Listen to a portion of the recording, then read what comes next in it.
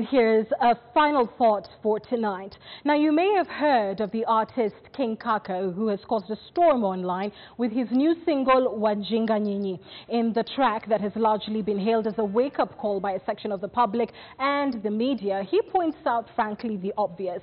He hits out at various public officials by name, including Governors Waititu, Sonko, and even Anne Waiguru, all get a dishonorable mention, just like President Kenyatta, and even the First Lady wasn't left out of it through veiled reference. Rabbit's song named the hashtags Wajinga Nyinyi and Wajinga Sisi have since been trending on social media. Now, social media has emerged as a growing tool for political expression, but it has a fundamental flaw. All the hullabaloo is online.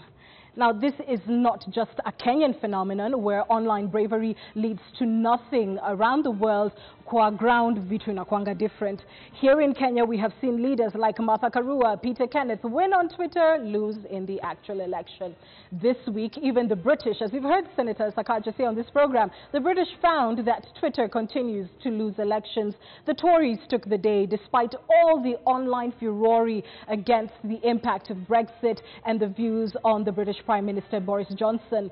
Another big election that Twitter lost was the 2016 US presidential election that saw a controversial businessman become the leader of the most powerful nation on the earth.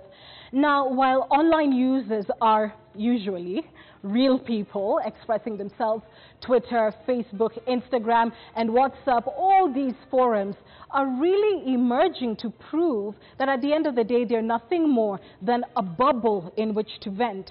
We cancel people and places and things we don't like with nasty comments, horrible blogs, viral videos, scandals, you name it, all that noise. But at the end of the day, like the musician noted, they're still here, still powerful, possibly even more popular and resolute than they were before the online campaigns. I dare say they are emboldened by surviving online assassination. So what is our point tonight? Actual change doesn't happen behind keyboards. It happens when citizens engage kwa hiyo ground, mali vitu ni different, hapo. We love to complain in Kenya, and I know just as much as you how much there is so much to complain about. But until the day we are actually willing to back it up with real action, qua ground, nothing will change. We see Kenyans every day complaining about institutions like KPLC online.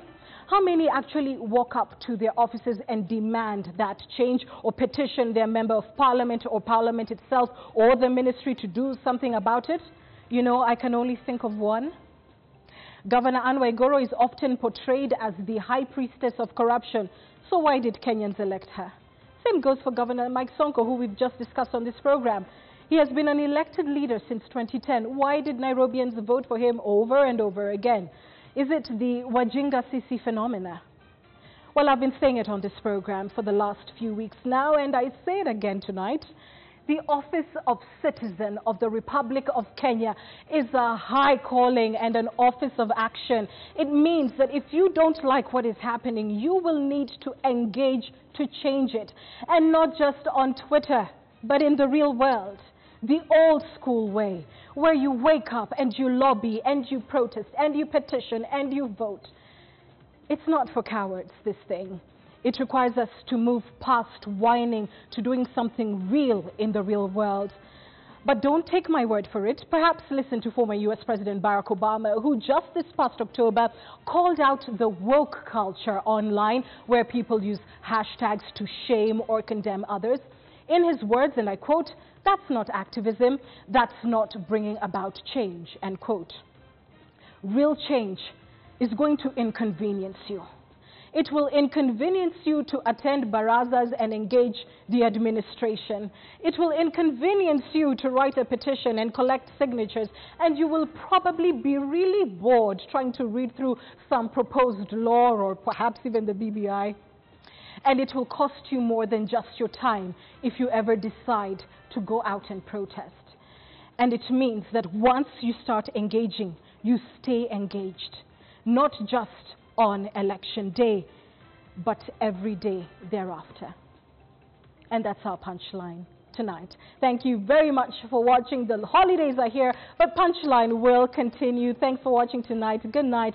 God bless you and have a blessed start to your holiday season.